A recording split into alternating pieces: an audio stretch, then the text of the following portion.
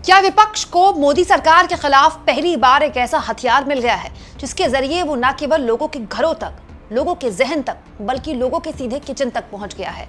इधर चुनाव की तारीखों का ऐलान हुआ और उधर ममता बनर्जी अगले ही दिन सड़क पर उतर गई और इसके साथ साथ उतर गए सड़क पर राहुल गांधी के सैनिक भी।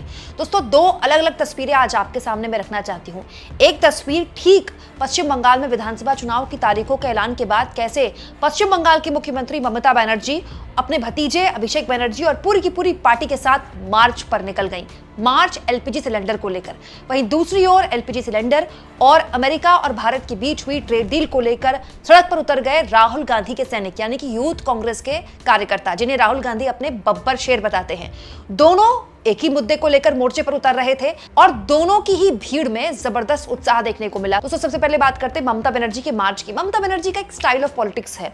वो बड़ी बड़ी रैलियां कब करती है, मार्च ज्यादा करती है। और मार्च भी जब वो करती हैं, उनका एक तरीका होता है, वो सबसे आगे चलती हैं। उनके और पार्टी के जो बाकी नेता हैं उनके बीच में गैप होता है और उस गैप के जरिए वो दिखाने की कोशिश करती हैं कि उनके आगे कहीं कोई टिकता नहीं है। दोस्तों, ये एक ममता बनर्जी का तरीका है, स्टाइल ऑफ पॉलिटिक्स है। दोस्तों, यही तरीका मोदी का भी है, आपने देखा होगा। ममता बनर्जी आगे आगे चल रही हैं और लगातार जो लोगों का हुजूम है उनके पीछे, उनके इर्द गिर्द दिखाई दे रहा है। दोस्तों, ये जो रोड शो है ये एलपीजी सिलेंडर को लेकर है। इससे पहले किस तरह की तैयारी इस रोड शो को लेकर, इस मार्च को लेकर है, जरा देखिए। ममता बनर्जी की अलग अलग तस्वीरें, अभिषेक बनर्जी की तस्वीरें यहाँ पर सड़कों पर लगाई गई हैं। दिलचस्प ये है कि इस ममता बनर्जी वकील की ड्रेस में भी है। सब जानते हैं कि सुप्रीम कोर्ट में एक सिटिंग सीएम के तौर पर ममता बनर्जी एसआईआर के मुद्दे पर खुद पेश हुई और उन्होंने राज्य की समस्याओं को लेकर एक सिटिंग सीएम के तौर पर खुद दलीलें पेश की, क्योंकि वो एलएलबी भी हैं। वो यहाँ पर एक बार फिर से लोगों के जहन में याद दिलाने के लिए कि देखिए ममता बनर्जी किस लेवल पर लोगों की लड़ाई लड़ सकती है, सुप्रीम कोर्ट तक लड़ सकती है। तो आप कह सकते हैं कि चुनाव की तारीखों के ऐलान से ही ममता बनर्जी ने जो बिगुल है वो फूंक दिया। और इस बार जो मुद्दा है ना दोस्तों, वो ऐसा है जिससे हर कोई प्रभावित है, चाहे वो मिडिल क्लास हो, चाहे लोअर मिडिल क्लास हो, चाहे अपर मिडिल क्लास हो। जिसके घर में खाना बनता है, जिसके घर में सिलेंडर आता है, सिलेंडर सबके घर में आता है। बहुत कम अभी तादाद है जिनके घरों में पीएनजी आती है। पीएनजी वालों की जो संख्या है वो बहुत कम है। वो इस दिक्कत से प्रभावित है। थोड़ा ज्यादा, बहुत ज्यादा हो सकता है, लेकिन प्रभावित सब है।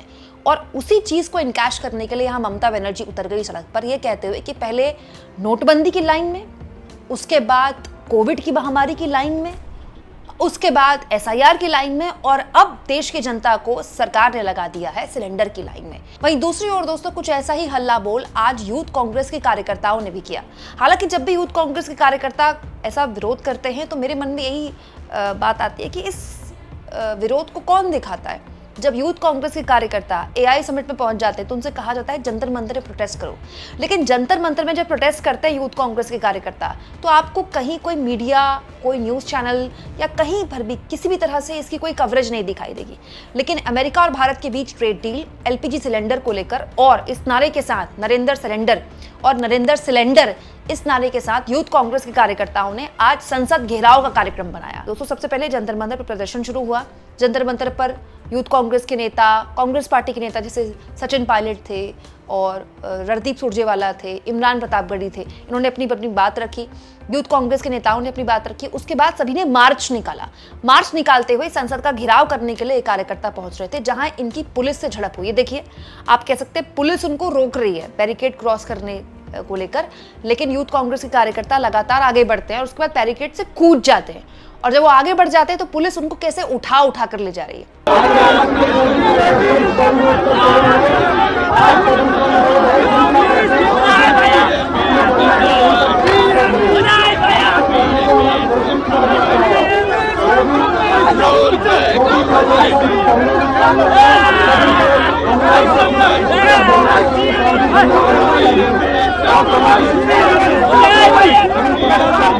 दोस्तों, ये तो कुछ तस्वीरें हैं जो मैं आपको दिखा रही हूँ। लगभग हर नेता विपक्ष का स्थानीय लेवल पर इस मुद्दे को उठा रहा है। अमेठी के जो लोकल लेवल के कांग्रेस पार्टी या समाजवादी पार्टी के नेता हैं, उत्तर प्रदेश के नेता हैं, बिहार के नेता हैं, मतलब विपक्ष बात समझ रहा है कि ये एक ऐसा क्राइसिस है जिससे अभी ऐसा लगता नहीं कि निकट भविष्य में सरकार इजीली से बाहर निकाल लेगी देश को।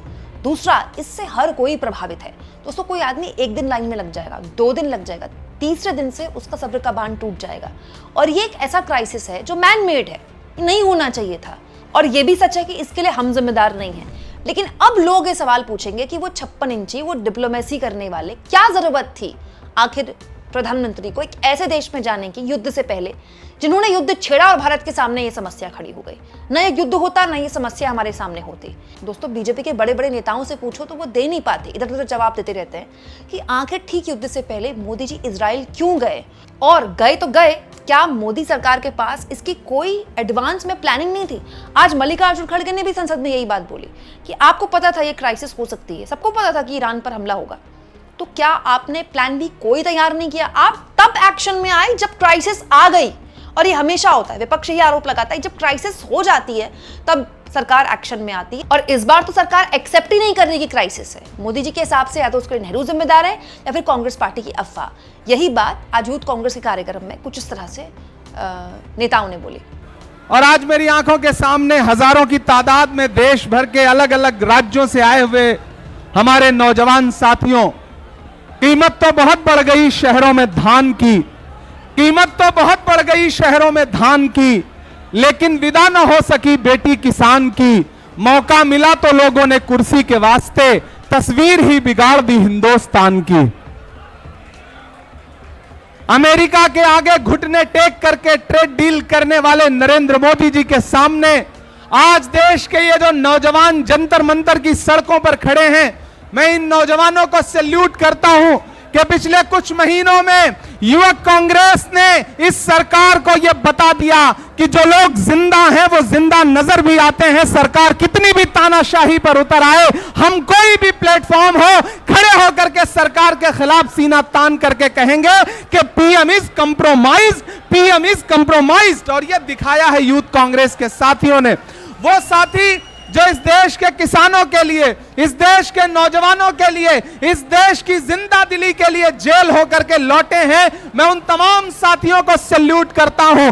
अगर नरेंद्र मोदी सरकार को लगता है कि देश के नौजवानों को जेल भेज करके आप उनके हौसले तोड़ देंगे, तो आपको आज जंतर मंतर की इन सड़कों पर देखना चाहिए कि आपने एआई समिट से हमारे चंद साथियों को जेल भेजा था, और आज ये हजारों की तादाद में पूरे हिंदुस्तान से नौजवान साथी उमड़ आए हैं सरकार को यह बताने के लिए कि तुम्हारी जेलों में जितनी भी जगह है हम उसे भरने के लिए तैयार हैं। लेकिन अगर तुम इस देश के किसानों के स्वाभिमान से समझौता करोगे, अगर इस देश के किसानों की खुददारी को अमेरिका के हाथों में गिरवी रखना चाहोगे, तो यह नौजवान इसे किसी कीमत पे बर्दाश्त नहीं करेगा। यह नौजवान कोई आम नौजवान नहीं है, यह राहुल गांधी के सिपाही है, और इस जंतर मंतर की सड़क पर यह बताने के लिए आए हैं कि जब जब संसद की सड़कें सूनी हो जाएंगी, जब जब संसद में बैठे हुए लोग तानाशाह हो जाएंगे, तब तब इस देश का नौजवान सड़क पर उतरेगा, अपने हाथ में तिरंगा झंडा उठाएगा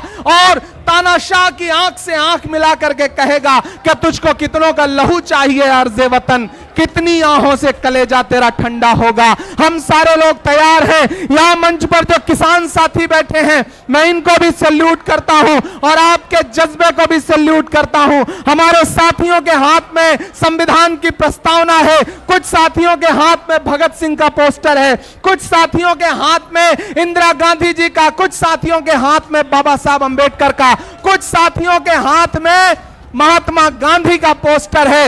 इससे पता चलता है कि हम बाबा साहब के लिखे हुए संविधान को भी मानेंगे, लेकिन जरूरत पड़ेगी तो भगत सिंह भी बन जाएंगे। हम महात्मा गांधी के मानने वाले हैं, लेकिन जब जब कोई अमेरिका हमें आंख दिखाएगा तो हम इंदिरा गांधी की बातों पर अमल करते हुए निक्सन से कह देंगे कि तुम्हें भेजना है तो अपना 7वां बेड़ा भेज दो, लेकिन हिंदुस्तान अमेरिका की तानाशाही के सामने नहीं झुकेगा। ये एप्स्टीन फाइलों के डर से अमेरिका के सामने घुटने टेकने वाली सरकार है, और इस सरकार को कदम कदम पर, चौराहे चौराहे पर, सड़क सड़क पर पूरे हिंदुस्तान में घेर करके कहना है कि तुमने भारत के स्वाभिमान को बेचने की कोशिश की है। यह नौजवान भारत के स्वाभिमान को नहीं बिकने देगा, क्योंकि यह नौजवान राहुल गांधी के पीछे लामबंद है। हम सारे लोग आपको यह भरोसा दिलाते हैं नौजवान साथियों कि इस सरकार के ज्यादा दिन नहीं बचे हैं। जो सरकार नौजवान और किसान की विरोधी हो जाती है, उस सरकार को गद्दी पर रहने का हक नहीं होता है। और अगर यही जज्बा बाकी रहा तो आने वाले 2029 में यह देश इस सरकार को उखाड़ फेंकेगा, ये आपको भरोसा दिलाते हैं। बहुत देर भाषण करने का वक्त नहीं है, लेकिन मैं चाहता हूं मेरे साथ एक नारा लगाइए। मैं एक नारा लगाऊंगा, नाम नरेंद्र काम सरेंडर। नाम नरेंद्र, मैं कहूंगा आपकी तरफ से आवाज आएगी, काम सरेंडर। नाम नरेंद्र। इतनी जोर की आवाज से काम नहीं चलेगा, ये बड़े गूंगे बहरे लोग हैं, इनके कानों तक आवाज जानी चाहिए। अरे नाम नरेंद्र, नाम नरेंद्र, नाम नरेंद्र, नाम नरेंद्र।